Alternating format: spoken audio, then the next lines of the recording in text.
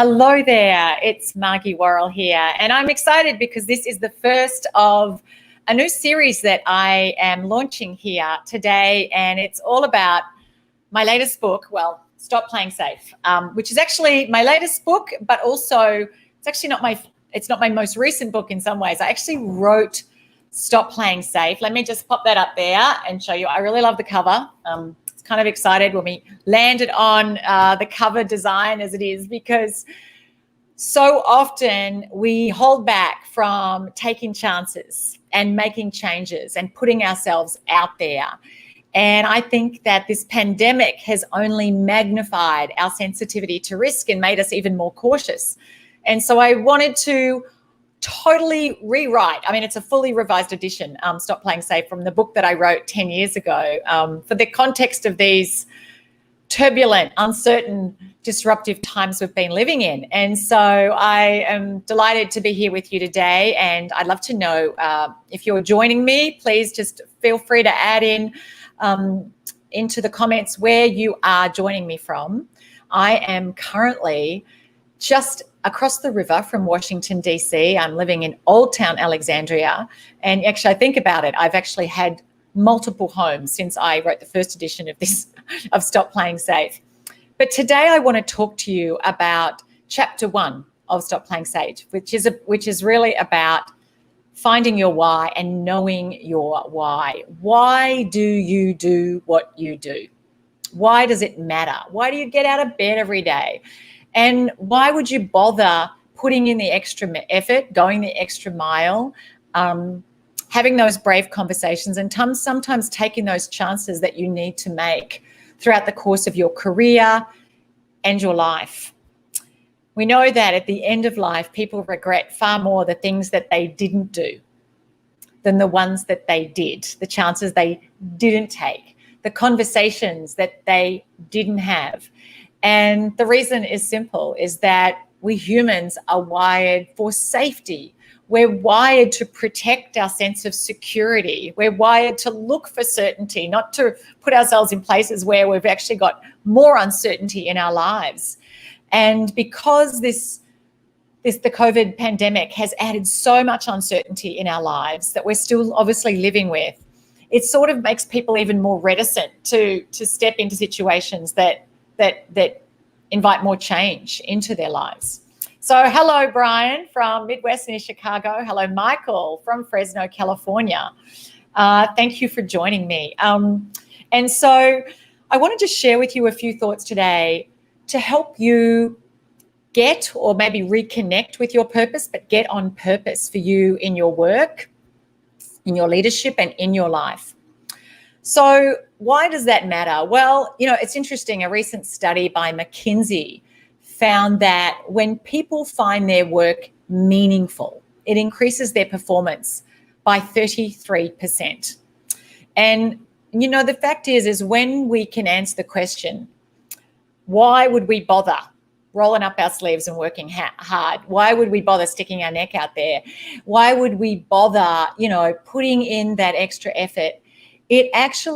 We can access resources, we access creativity, we access courage, resilience that we wouldn't access otherwise. You've heard the stories of people diving into the frozen river to rescue someone, maybe a complete stranger, of lifting up a car from someone trapped underneath that was many multiples the weight of their body weight, and accessing this almost superhuman-like strength in the midst of just a moment that in ordinary circumstances they couldn't do.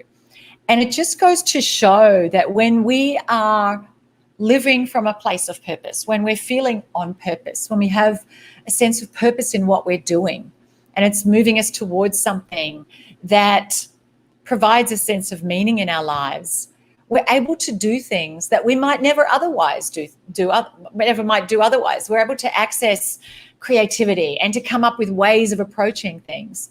And I'm sure for you in your own life, you can think of times when you were just on fire, like nothing was going to stop you achieving what it is you wanted to achieve, because your sense of mission was so focused. It was so clear. It was so compelling. And of course, it's it might feel unrealistic to wake up every day feeling completely on fire.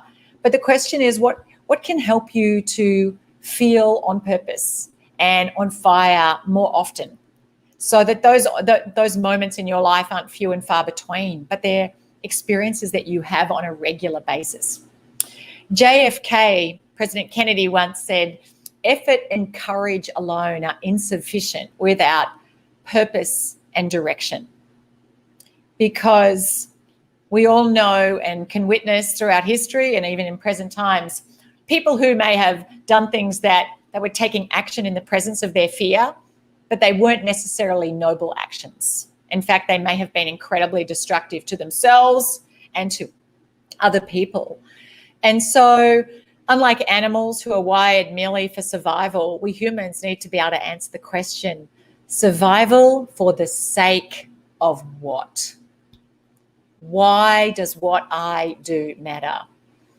And so, without going into too much detail, I just want to share with you something I wrote about in Stop Playing Safe, and that is how our purpose, one, it evolves and unfolds as we evolve as humans, as we go through the various seasons of life. I know what gave me a sense of purpose and meaning in my 20s was experiencing the world, was adventure travel, was going to places I hadn't been, and really broadening my lens on the world. And in my 30s, looking after 4 young kids, of course, I still derive enormous purpose and meaning from being a mum of 4 awesome now young adults.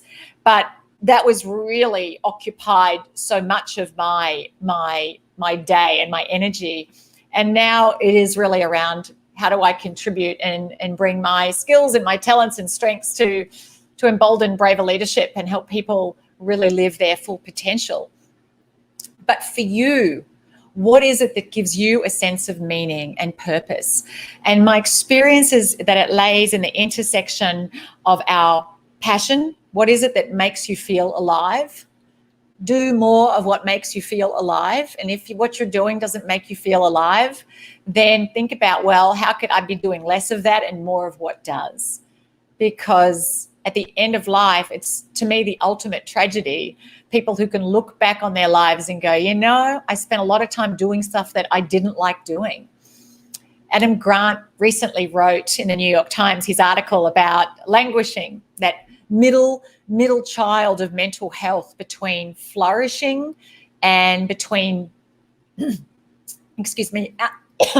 outright depression. And if you're feeling like ho-hum, maybe it's because you're not doing enough of what makes you feel alive. The second, core pillar, I kind of think of it as a Venn diagram with 4 different sort of circles, is your strengths. What are your innate talents and gifts? And are you harnessing those? Are you using those? Are you developing those on a regular basis? And if you're not, what could you be doing so that you were harnessing them more? We know from research in positive psychology that we succeed and thrive and flourish when we are utilizing our innate strengths, those things that you were good at, that no one ever had to tell you how to do it, because it was just natural for you. In fact, maybe you sometimes wondered, why do other people find this so hard? Why is this so difficult for other people? Because it was just so natural for you. So those innate strengths and gifts, and we all have them. And sometimes we get caught up comparing our strengths with other people's. We compare our weaknesses with other people's and go, oh, they're so good at that. Focus on your strengths, play to your strengths, and do more of that. The third core element when it comes to really getting on purpose is your expertise. The things that you have developed, where you have skills, you have knowledge, you have hard-won wisdom. Sometimes our purpose comes from our greatest pains and our biggest heartaches and our greatest failures. And I know myself, when I look back, I think of throughout my teens, in my early 20s, I struggled with an eating disorder.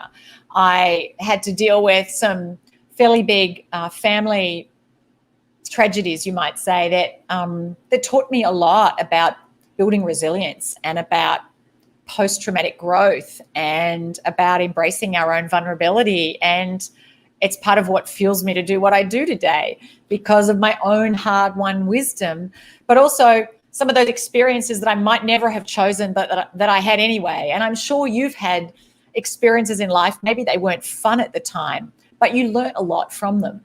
And so where we add the greatest value, I mean, you don't get paid by the hour, you get paid for the value you bring to the hour. So where do you make the greatest impact? Where do you add the greatest value? What is it that you can do that really is highly valued by other people? And when it comes to being on purpose, I mean, it's okay if it's just something that's a hobby, that's great. But if you're trying to make a living, what is it that others value and will pay you for? And finally, your own values, how you want to measure success. I know for me, family, incredibly important. Contributing, making an impact for others, really important. And you know, Albert Schweitzer, the great philosopher, and he was also a doctor, he said, I don't know the key to happiness, but I do know that those who find happiness are those who have sought and found how to serve. And so for you, as you think about what you value, you know, looking at, well, how can I use what I have to bring, what lights me up, my own strengths, my talents, my knowledge, my expertise in ways that are contributing to making lives better for others in some way, shape, or form. And so I encourage you to think about, what is it that gives me a sense of purpose in my life? What is it that's meaningful to me? What is it that lights me up? And how can I be doing more of that, even if it's just in little ways? Maybe there's stuff you have to do. I know for me, you know, admin details, all that, I don't love it. It's just got to get done. But how can I maybe outsource more of that to others, people who love doing stuff that I don't love doing, and do more of what does light me up? And the same for you. So I hope this has been helpful. I would love to hear what it is that gives you a sense of meaning and that lights you up, what gives you energy. And as we look toward what's next as we come out of this pandemic, I have absolutely no doubt that there will be incredible opportunities for people to grow and learn and contribute and thrive in whole new ways. But they will be going to those people who have the guts to get out of their comfort zone and who are compelled by a purpose that's bigger than serving their own ego and their own sense of status. And, you know, you've probably heard the saying, the purpose of life is a life of purpose. So I think Oprah once said, if you don't know your purpose, then make your purpose to find it. So I encourage you to spend some time and finding your why. And once you've found it, then being able to communicate that with others. Because if you're running if you're leading a team, if you're running a business, if you've got your own small show, but you're wanting to bring service to others, when people know that you're operating from a sense of purpose, that it's about more than lining your own pockets, it actually engages others. People want to do business with you. They want to work with you. They want to work for you. And right now, certainly in the corporate world, people are hungry to know that what they do matters, that what they do contributes to something bigger than, you know, the company's current listing on the stock exchange, that it's something bigger than merely just paying the bills. And yes, money is absolutely important. We want money. It gives us choices. But we also know, I'm sure you've heard the research, that after we earn a certain amount of money, we get very diminishing incremental returns. And so money for the sake of what? What can you do with that in ways that are meaningful to you? So anyway, I hope this is helpful. Thank you for tuning in. And I would encourage you, please do check out Stop Playing Safe. Grab yourself a copy. And if there's any way that I can help you to live and lead more bravely and to get more on purpose in your life, please, I'd love to hear from you. Please connect, send me a message, and I look forward to being back with another episode in the Stop Playing Safe series very soon. Take care.